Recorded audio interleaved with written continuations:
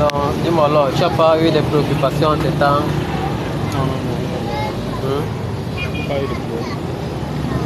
Bon, non, je n'ai pas de préoccupations selon la parole, selon... Tu as même lu ces derniers temps. Ouais? Tu as même lu ces derniers temps. Lu? La Bible, non. Non, n'a pas lu. Tu n'as pas de Bible. Si tu offres une Bible, ça va aller. Bon, déjà, est-ce que déjà même tu es déjà intéressé par la chose? C'est déjà là, c'est déjà le plus important parce que tu vois, parfois on peut s'aventurer dans quelque chose que non, voilà. Tu vois, peut-être que tu peux être là avec quelqu'un avec qui tu peux peut-être faire des affaires, tu vois, et tu te dis que non, il faut qu'on fasse ça, il faut qu'on fasse ça. Maintenant, est-ce qu'il est intéressé? Tu vois un peu, le plus important, c'est déjà le désir. Quand je sens que le désir est là, quand on voit qu'on a la chose à cœur, tu vois, là maintenant, il y a certaines choses qu'on peut faire et pour accompagner la personne. Maintenant, le plus important, c'est à l'intérieur, tu vois un peu. C'est la foi, c'est le fardeau que la personne a dans le cœur. Est-ce que de suivre vraiment le Seigneur? Est-ce que j'ai ce désir-là? Est-ce que la soif est là? Est-ce que quand je reste comme ça, je pense même à ça? Puisque naturellement, c'est les choses que, à un moment donné, l'homme humain a besoin, tu vois. L'homme humain a tendance à forcer, ça ne peut pas marcher. Ça ne peut pas marcher. C'est la même chose avec les relations avec les hommes. Avec la parole de Dieu également, c'est ça. Il faut qu'on ait le désir, la soif. Quand quelqu'un a soif, il veut boire de l'eau. C'est comme ça que le Seigneur fait ces choses. Maintenant, toi, actuellement, je ne sais pas, est-ce qu'il y a vraiment ce désir? Est-ce que tu veux connaître? Est-ce que tu veux connaître vraiment le Seigneur? Est-ce que tu veux apprendre plus? Entrer à profondeur pour voir vraiment le Seigneur Jésus là qu'on prêche là. En réalité, c'est qui? Tu vois un peu ça? C'est là le plus important. Tout le monde peut croire. Même nos parents peuvent dire que non, je crois en Dieu. Mais il faut maintenant chercher à savoir en profondeur qui est-ce qu'on croit réellement. Et vraiment chercher à le connaître. Parce que notre seul but, c'est chercher à connaître qui est Jésus. Parce que notre mission sur cette terre, le Seigneur nous a envoyé sur cette terre parler de sa parole. À ce monde qui est rempli de mal, pour que ceux se repentent et reviennent sur la bonne voie. Et qu'après la mort, on puisse rentrer vers le Père, vers notre Seigneur Jésus-Christ, qui nous a envoyé sur cette terre pour une mission. Parce que si nous ne sommes pas sur la terre au hasard, le Seigneur ne nous a pas envoyé sur la terre comme des poussins, comme on avait allé vous balader, non. Le Seigneur a une mission pour laquelle nous sommes sur la terre. Et il faudrait que nous fassions ce pourquoi nous sommes venus sur cette terre. On n'est pas venu sur cette terre pour chercher à travailler, manger, chercher à nous marier, avoir des femmes et des enfants, sortir chaque matin et ramener à la nourriture. Ce n'est pas ça. C'est tout le monde le fait, non? Tout le monde le fait. Même ceux qui font le mal, le font. Il sort, il cherche son argent, il rentre, il se rassure qu'il a sa voiture, il a ses business, il a ses affaires, il a son argent. C'est tout pour lui. Mais la chose la plus importante qu'on doit chercher, on ne cherche pas. Avoir une relation avec le Seigneur. Parce qu'on peut avoir tout ça. Mais si on n'a pas la relation avec le Seigneur, ça ne nous sert de rien. Ça ne nous sert de rien, c'est peine perdue. Parce qu'on va manger, on va se vêtir. Maintenant, après mourir, le corps, si on prend le temps de nourrir, va entrer dans la terre. Les asticots vont bouffer ça dans la terre là-bas. Mais la partie la plus importante de l'âme qui va monter au ciel pour rencontrer le Seigneur, on ne pense pas à ceci. Donc c'est là le plus important.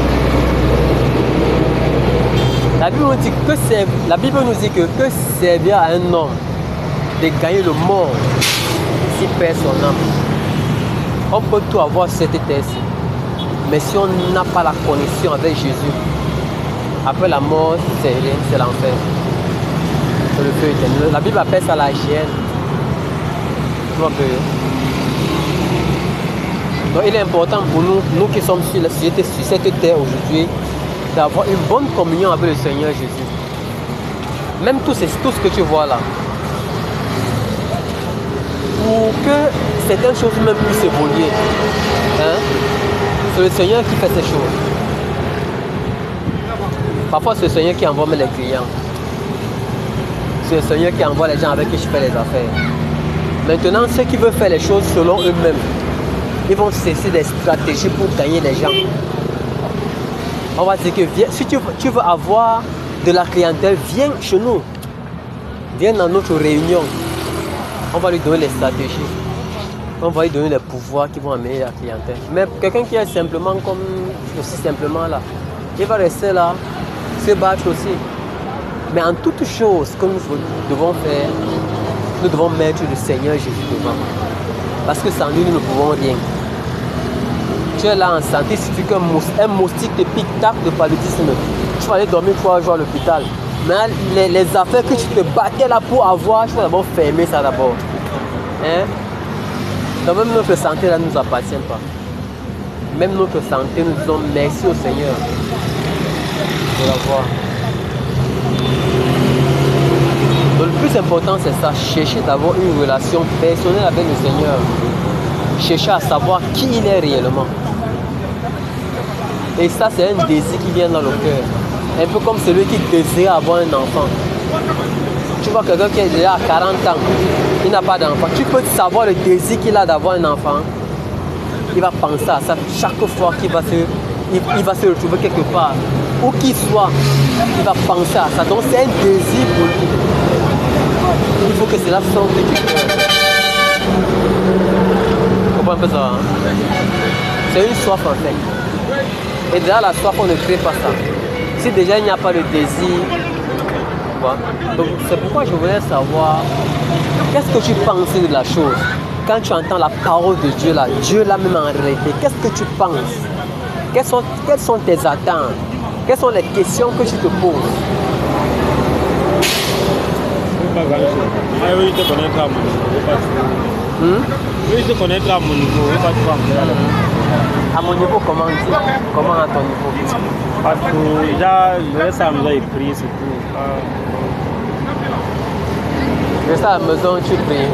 C'est important également. Hein? Mais il faut des personnes avec qui tu échanges. C'est ce qu'on appelle la communion fraternelle. Tu comprends un peu ça? Hein? Il faut des gens avec qui. Bah, si tu peux lire, oui, tu lis. Ah, il y a certaines choses que tu ne vas pas comprendre. Tu vas demander à qui? Oh, le Seigneur a mis les gens, une communauté. C'est ça même l'église en fait. L'église, c'est plusieurs personnes. Le Seigneur n'a pas fait des gens pour rester seuls et prier dans leur chambre. Sinon, tu seras encore en train de commettre des erreurs, il n'y aura personne pour te recadrer. Tu comprends un peu ça? Hein? Il y a certaines personnes que j'ai rencontrées, ils disent que non, je prie moi chez moi. Il y a aussi beaucoup des erreurs qui se posent dans les églises. Il y a les erreurs qui se posent dans les églises. Et tu comprends aussi que non, il y a telle église qui a un truc comme ça. Effectivement. Là, même moi, lui, il reste à mon homme. Tu sais, il y a quelque chose. Hein. C'est ce qui refroidit la foi de beaucoup de personnes. Tu comprends? Hein? Ce sont tous ces scandales qu'on voit qui refroidissent la foi de beaucoup. Pourquoi? Parce qu'on a vu comment ça se passe à l'extérieur. On a vu comment il y a des scandales dans les églises, partout.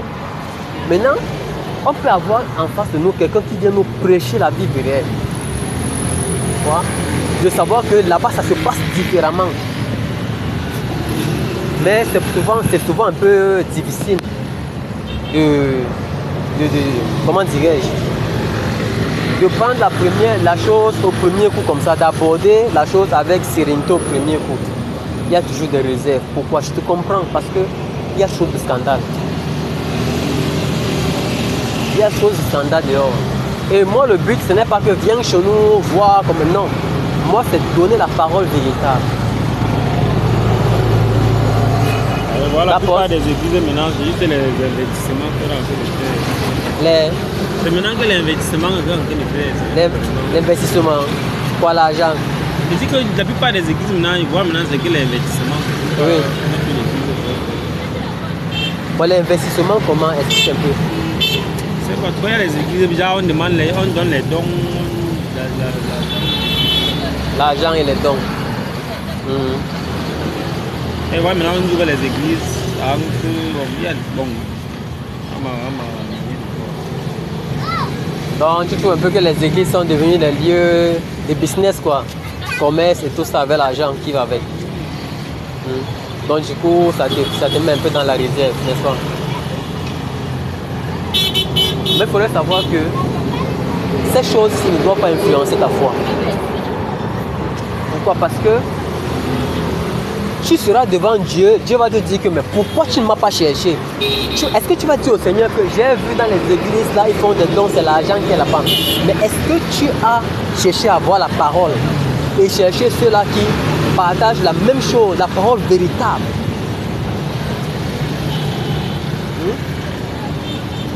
Le Seigneur ne va pas te juger en fonction de ce que les autres font, hein. En fonction de ce que toi tu t'es disposé pour lui. Donc ce que je te conseille maintenant, c'est d'avoir d'abord une intimité personnelle avec Dieu. Tu comprends ça? Hein? Ce que les autres... Imagine-toi quelqu'un qui veut se marier par exemple. Hein? Et dans son quartier, son entourage, tu vois un jeune qui veut se marier, et dans son entourage, il n'y a que des voisins qui tapent sur les femmes. Hein? Dans son entourage, il a déjà vu au moins 5 couples se séparer parce que c'est la femme qui allait tromper. La femme a ramené les enfants. La femme a fait ceci. Chaque jour, c'est la bagarre, la bagarre. Chaque jour, c'est la bagarre. Tu penses que celui-ci a quelle image du mariage? Est-ce qu'il a une bonne image du mariage? Non. Pourquoi? Parce que les expériences qu'il a autour de lui ne lui donnent pas le désir de se marier. Maintenant, est-ce que celui-ci, s'il ne se marie pas, est-ce qu'il doit accuser les autres?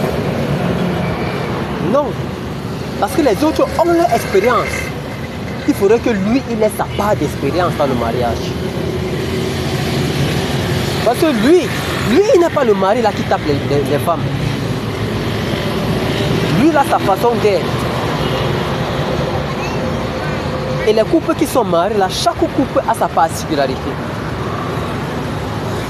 Maintenant, s'il a peur de s'engager dans le mariage parce qu'il a vu que toutes les expériences qu'il a autour de lui, c'est déception. C'est les bagarres, c'est les infidélités, c'est les adultères et tout et tout. Il n'aura pas le désir de se marier d'un. Et maintenant, pour s'engager, il faut qu'il prenne la décision lui-même de s'engager. Parce que s'il faut regarder à tout ce qui se passe autour de lui, il ne peut pas. Maintenant, il faudrait qu'il se dise que moi, je dois être différent. Il faut que je connaisse celle que je veux chercher. Je dois chercher la femme, la bonne femme pour moi-même. Il faut que je me dispose à être dans l'esprit du mariage. Tu vas rencontrer quelqu'un qui dit que le mariage, c'est avec tout ce qu'on voit dehors. C'est la même chose, c'est un peu l'expérience, l'exemple que tu prends là. Que tout ce qu'on voit dehors, c'est de l'argent, c'est les investissements et tout. Tu n'as pas tort. À 60%, à 70% des cas, c'est vrai. Mais maintenant, est-ce que ce qui se fait là, est-ce que c'est la Bible qui leur demande de faire ça? Non. C'est pourquoi, pour que tu connaisses, il faut que tu lises ta parole. Tu dois avoir ta Bible et tu comprendras que ce qu'ils font là, ce n'est pas Dieu qui les a envoyés à faire ça. Donc du coup, ça ne doit pas influencer ta foi. Tu dois te dire, moi je veux faire différemment. Moi je veux suivre le Seigneur, quel que soit ce qui se présente devant moi. Seigneur, je veux te chercher, quels que soient les obstacles, quels que soient comment on appelle ça? Les scandales qui sont autour de moi, c'est toi que je cherche. Tu ne cherches pas le Seigneur par rapport à eux, mais ça par rapport à ta propre vie personnelle. Écoute un peu ces paroles-ci. Le Seigneur a dit, écoute un peu, tous ceux qui m'appellent, hein, Seigneur, Seigneur, n'entreront pas tous par le royaume de Dieu. Tu comprends ça? Tu peux comprendre la portée de ces paroles-ci.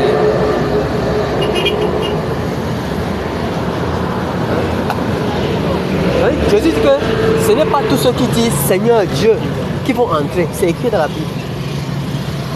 Pose-toi la question, pourquoi ils ne vont pas entrer? Et il dit, éloignez-vous de moi, vous qui commettez l'iniquité. Hein? L'iniquité, c'est le mal. Ça veut dire que voici des personnes que Jésus même dit que ceux-ci disent Seigneur, Seigneur. Donc ça veut dire que c'est les gens qui prient, non? C'est les gens qui vont à l'église, non? Ils disent Seigneur, Seigneur, non? Mais Jésus leur dit qu'ils ne connaissent pas. Éloignez-vous de moi, vous qui commettez de l'iniquité. Tu peux comprendre ça? Donc ça veut dire qu'il n'y a rien au Dieu qu'on voit qui n'est pas écrit. Jésus dit qu'ils commettent l'iniquité. Pourquoi? Parce qu'ils sont dans toutes sortes de scandales ici dehors. Quelqu'un peut ouvrir son endroit et dit ministère tant. Et que venez ici, vous allez voir ce qu'il faut payer. Il faut payer ceci, il faut payer ceci. Toi, la femme, ce qui vient là, si ton mari ne vient pas ici, c'est qu'il a un démon, il faut se séparer de lui. Mais est-ce que c'est ce que la Bible dit? Non. Hein? Tu comprends un peu? Tu comprends les scandales qu'ils font, non? Et je dis encore que mon nom est blasphémé dans les nations à cause de vous. À cause de vous qui dites Seigneur, Seigneur. À cause de vous, mon nom est blasphémé par toutes les nations. Donc les gens blasphèment le nom de Jésus à cause des gens qui font le mal. À cause des gens qui ont la Bible à main et ils se mettent à sortir avec les petites filles dans l'église. À voler de l'argent des gens avec la Bible à main.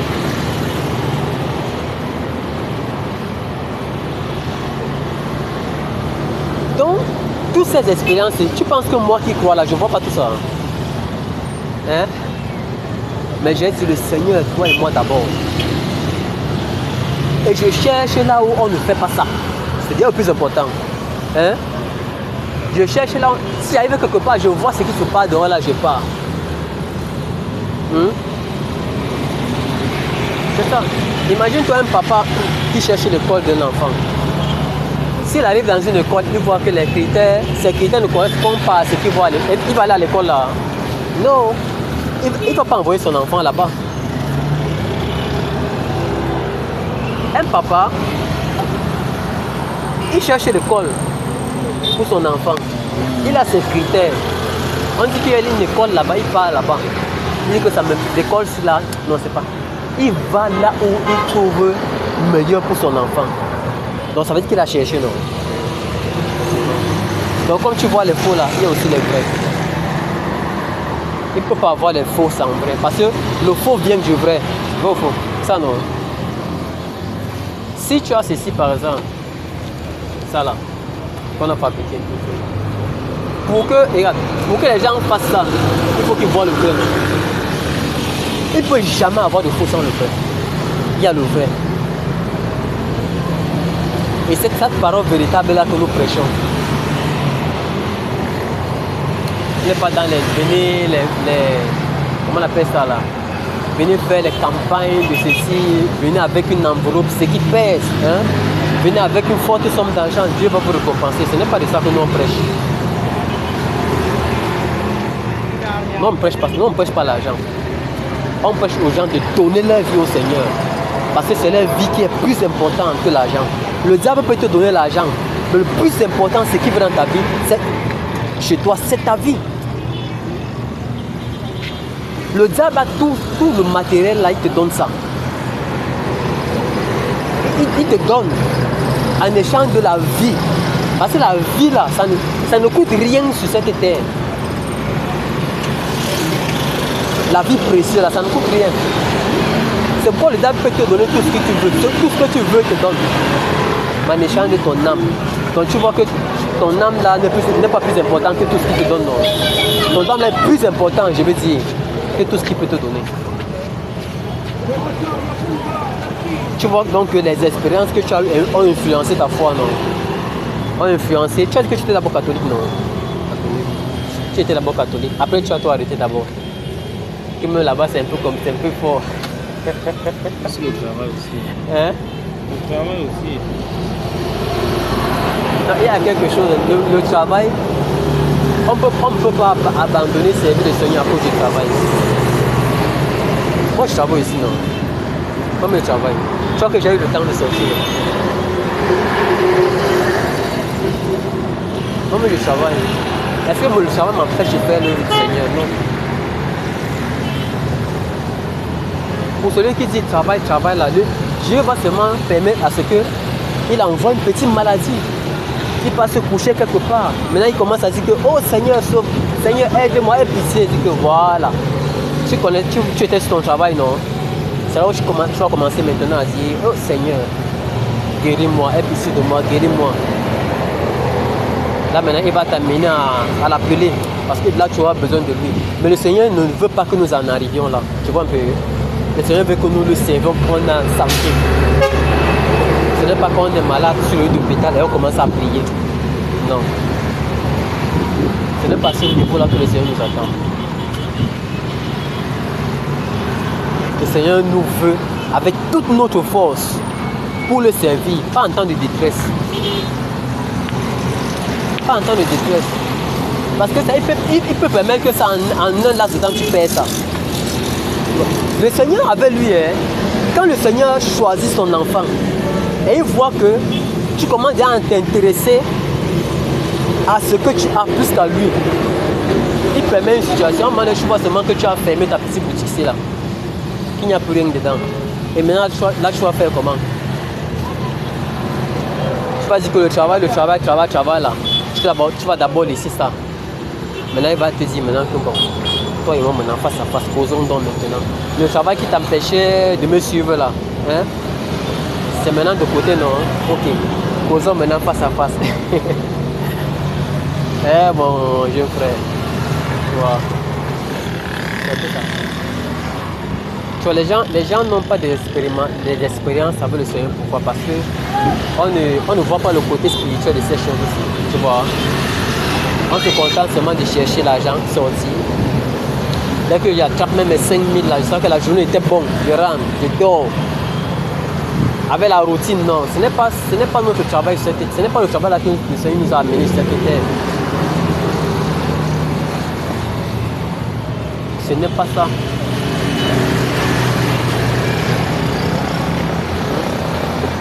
Donc, essaie de voir la chose sous un autre angle. Essaie de te dire, essaie de chercher à savoir, ok, ce que je vois faire là, est-ce que c'est ce qui est écrit? Non. Tant que tu ne vas pas chercher ce qui est écrit, tu ne sauras pas. Tu vois les petits qui couvrent par devant là. Ouais. Non, c'est... Ouais, ma. Donc, il faut un peu... Ce qu'on est en train de poser là, vraiment, c'est notre désir sur cette terre, c'est de quitter cette terre ayant tout le Seigneur sur le pouvoir. Parce que nous sommes cette terre-ci, nous ne savons pas ce qui est écrit, ce qui est là-bas en haut. Mais si la Bible nous a déjà dit ce qui est là-bas en haut, on fait comment? On croit, non? On croit seulement.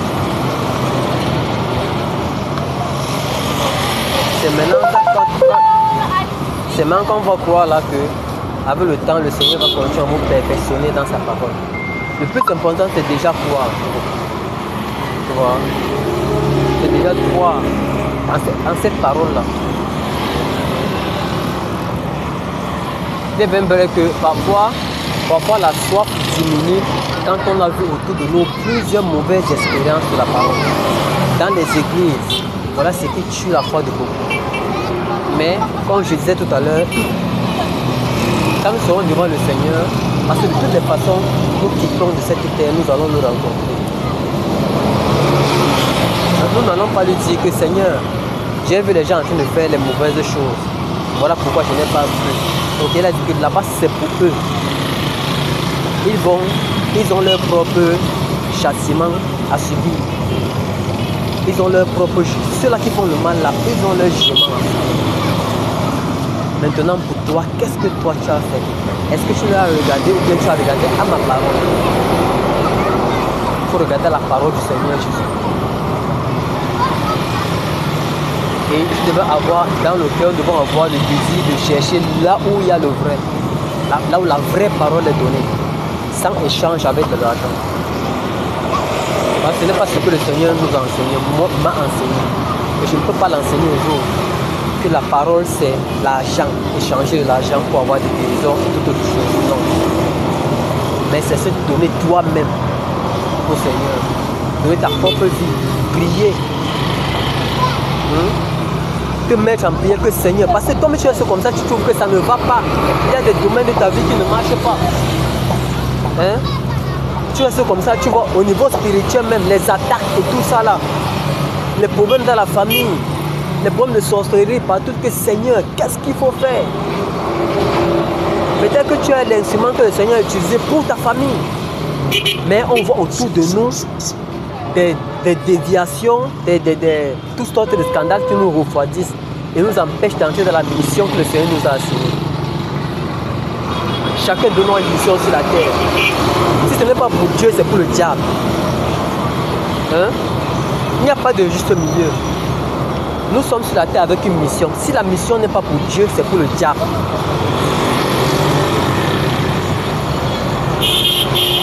Maintenant, le diable a sa part des gens sur cette terre qui font son travail. Ça ne peut pas aller. Ça va aller, ça ne peut pas. Donc c'est très important ce qu'on a.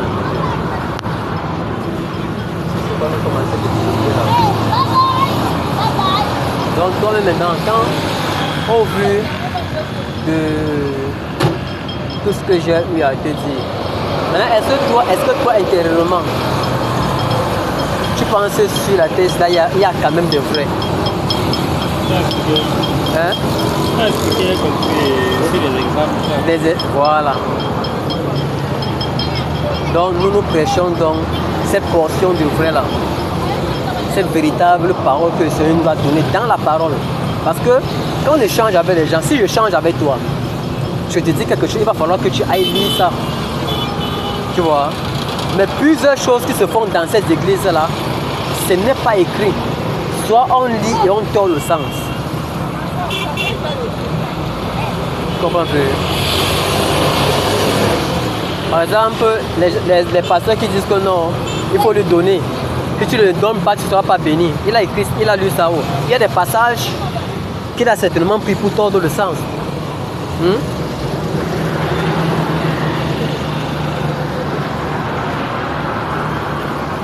Voilà un peu ce que j'ai désiré partager avec toi. Mais comme j'ai dit tout à l'heure là, de toutes les façons, il y aura toujours des scandales sur la terre. Il y en aura toujours. Dans tous les domaines de la vie, il y en aura toujours. Quand tu pars chez les pasteurs, il y a le vrai et le faux. Quand tu pars même sur tous les secteurs d'activité sur cette terre, il y a les bons et les mauvais. Le bon et le mauvais. Et on ne peut pas changer, on ne va pas changer ça. Tu vois? On ne peut pas changer. Il y en aura toujours ça, ce que nous questions cette terre-ci. Maintenant, le Seigneur nous met au milieu de ces choses-ci pour que nous puissions quitter de là où c'est mauvais vers là où c'est bien. Que nous puissions partir du faux pour le vrai.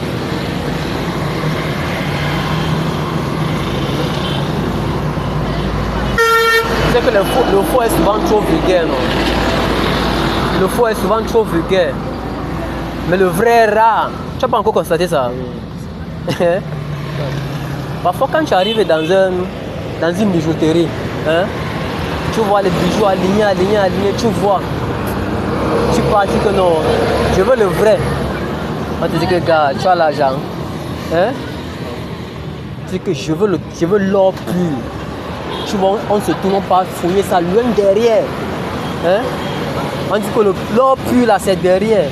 Le plus souvent ce qu'on affiche là, ça n'a pas trop grand. Ce qui a de la valeur est caché, gars.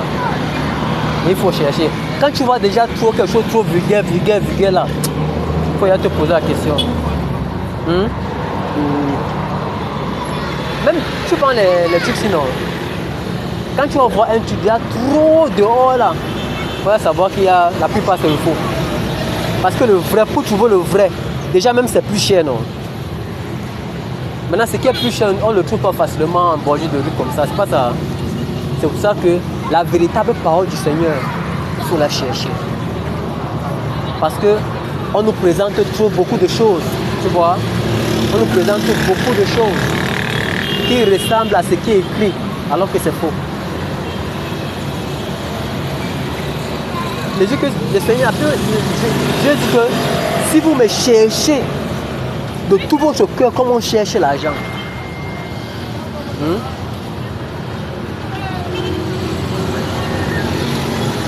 on lit un passage, non? On lit un peu un passage, non? On va un peu lire 2 Chroniques 7, la verset 14.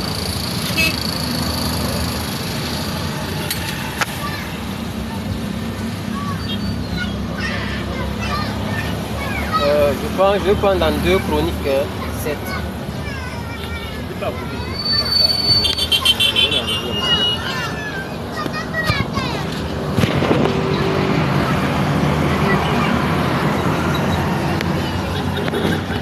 Deux Chroniques 7, verset 14. Il dit: si mon peuple sur qui est invoqué mon nom s'humilie, prie, cherche ma face, et si se détourne de ses mauvaises voies, je l'exaucerai des cieux, je lui pardonnerai son péché et je guérirai son pays. C'est un peu ça. Si mon peuple, parce que le Seigneur a son peuple sur cette terre, ce qui est invoqué mon nom, dit que s'humilier d'abord. Hein? Tu dis, oh Seigneur, je ne suis rien devant toi. Sans toi, je ne suis rien. Tu t'abandonnes. Tu te passes pour un rien du tout. Hein? Et il dit s'humilie, prie. Demande de prier. Nous devons avoir une vie de prière. Cherche ma face. Donc la face de Dieu, non, on cherche, on la cherche. On ne la trouve pas, on nous présente là.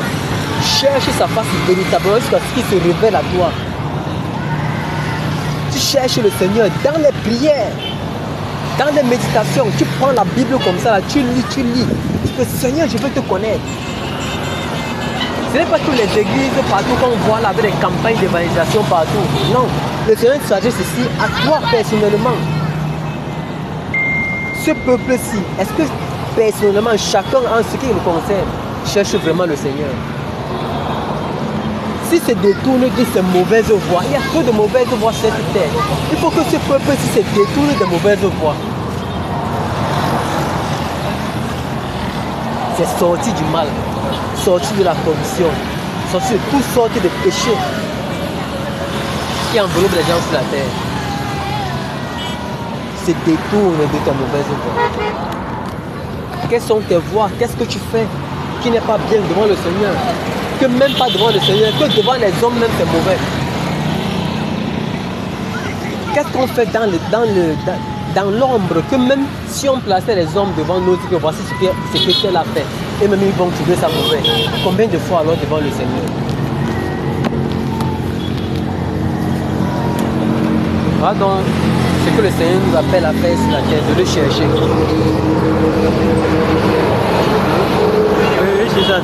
On peut télécharger ça. Quoi?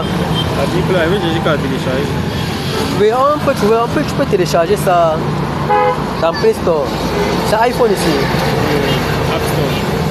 App Store. Toi tu es aussi App Store, non? App Store. Je pense qu'on peut trouver ça sur App Store.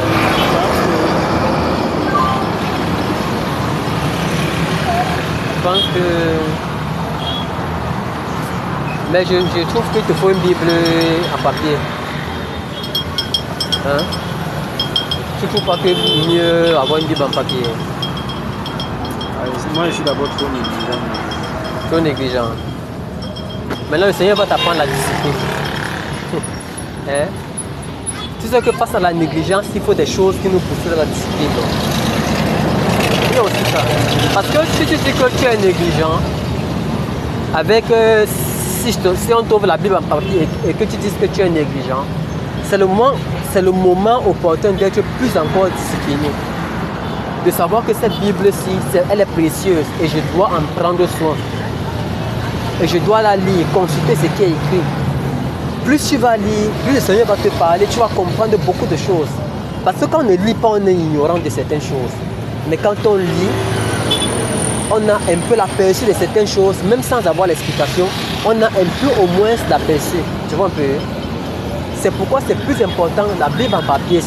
dis aussi, genre, je suis aussi avec les enfants à la maison. Ils sont aussi. Tu peux déposer comme ça. Tu vois la Bible si. Ça peut être depuis 3 ans que j'ai ça. J'ai des enfants à la maison. Chacun connaît comment c'est. C'est donc ça qu'il faut la discipline que je te parle. Déjà, quand tu finis de lire avec ta Bible, tu passes sur la garde. Si tu la pendais, tu la mets en haut, là où les enfants ne doivent pas toucher. Tu vois, si c'est les médicaments, non. On dit mettre hors de la portée des enfants. Chacun se préserve de garder ton médicament loin où l'enfant ne va pas toucher. Tu vois un peu? Parce qu'il sait que c'est important. Il sait que si l'enfant touche, il casse, c'est une peine. Voilà également ma Bible. Je l'utilise constamment. Parce que la Bible en audio là, dans le téléphone là, c'est aussi un piège. Pourquoi? Parce que si ton téléphone se gâte, tu n'auras plus accès. Non, tu peux encore télécharger. Et si ton téléphone se gâte? Or, tu as la Bible et c'est très important d'avoir cette Bible en papier. Très important. Il faut même déjà s'habituer à la Bible en papier. Moi, j'ai la Bible dans mon téléphone. Mais je lis plus ma Bible en papier. Tu comprends un peu? Et moi, je me rappelle. Tu vois que j'ai voulu lire, je n'ai pas ouvert le téléphone, non. C'est la Bible que j'ai ouvert. Oh, dans le téléphone, il y a toujours des distractions. Non seulement ça, tu ne peux pas être concentré dans le téléphone quand tu lis la Bible dans le téléphone. Tu ne peux pas mieux être concentré parce que là maintenant c'est une forme de distraction. C'est même la source des distractions. Tu seras en train de lire un message WhatsApp qui est déjà venu, Facebook qui est déjà venu. Ou bien quand tu dis que tu enlèves la connexion, il y a toutes sortes de choses, soit les photos, tu vas penser à autre chose qui est dans le téléphone. Or, quand tu veux méditer, tu mets ça de côté, tu éteins même, tu gardes.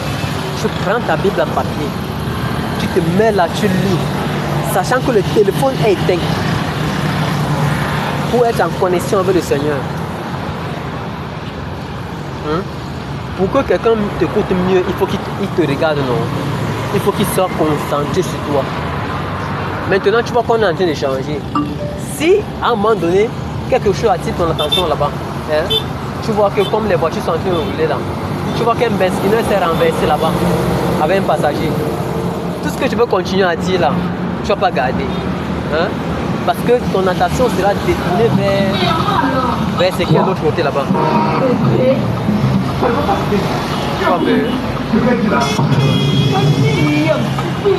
C'est ce que tu as joué.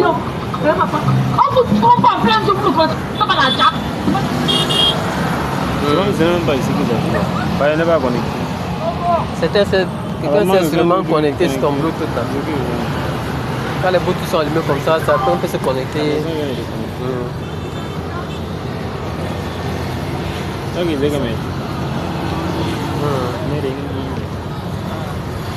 Donc, pour être en parfaite communion avec le Seigneur, il faut ôter tout ce qui peut être comme des distractions. Tu as ta Bible en papier, tu éteins le téléphone, tu le mets de côté. Tu sais que tu es concentré sur ta Bible. Donc il te faut une Bible. Si tu veux vraiment, si tu as ce désir de connaître davantage, il te faut une Bible. De préférence, la Bible en papier. De préférence. Tu comprends un peu? Ça va beaucoup t'aider. Ça va beaucoup t'aider. C'est aussi bien la Bible avec le téléphone. Mais bon, pour un début, tu peux d'abord télécharger, tu vois. Tu peux d'abord télécharger en attendant qu'on te trouve une Bible. Parce que je sais que sur App Store, là, on doit avoir des Bibles là-bas. Il y en a, ok. Tu télécharges. Arrivé à la maison, tu ouvres, tu lis. En attendant d'avoir une Bible. Très important.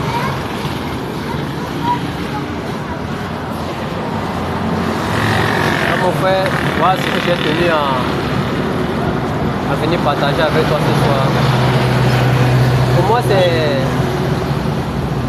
Pour moi, un échange concernant la parole de Dieu, c'est plus que toute autre chose pour moi. Tu comprends? Et moi, je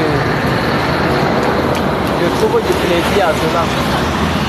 Parce que beaucoup, s'ils n'échangent pas sur la parole, c'est autre chose. parler des gens,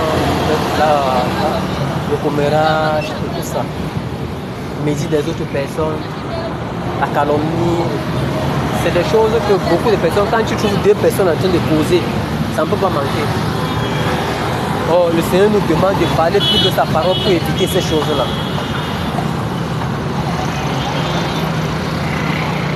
Donc, mon frère, que le Seigneur te bénisse, mon frère de parole. Et je sais que le temps qu'on passe, ce n'est pas anodin. Ce n'est pas... C'est quelque chose de très précieux et toi-même tu verras l'importance de cette parole que nous échangeons là. Il faut seulement être disposé au Seigneur. De chercher à le savoir, rentrer chez toi, prier. Le Seigneur veut je veux te connaître. Et que ce désir soit là. Tu verras que quand le désir va arriver, c'est toi-même qui va m'appeler que bien on échange davantage. Quand tu vas commencer à lire, il y a les questions qui vont venir, non? C'est toi qui vas commencer à m'appeler. Là, tu sauras que le Seigneur a allumé la flamme. Hein? Pour le suivre. Là, tu sauras. Donc, que le Seigneur te bénisse. À tout moment où tu as... Moi, je te dis que je suis à Foreman. À tout moment où tu as des questions, des interrogations, tu m'appelles. Tu as mon numéro, non? Tu m'appelles, je viens. Si dès que tu commences à lire, là, si tu as des questions, tu m'appelles. Je suis disponible. Quel que soit où tu es à Bonapéry, donc la distance n'est pas un problème. Même si c'est n'importe où à Bonapéry. Tu m'as dit que tu avais lequel voir là, non? D'accord. Je n'hésiterai pas parce que c'est notre travail. Donc, que le Seigneur te bénisse. Passe une bonne soirée, non?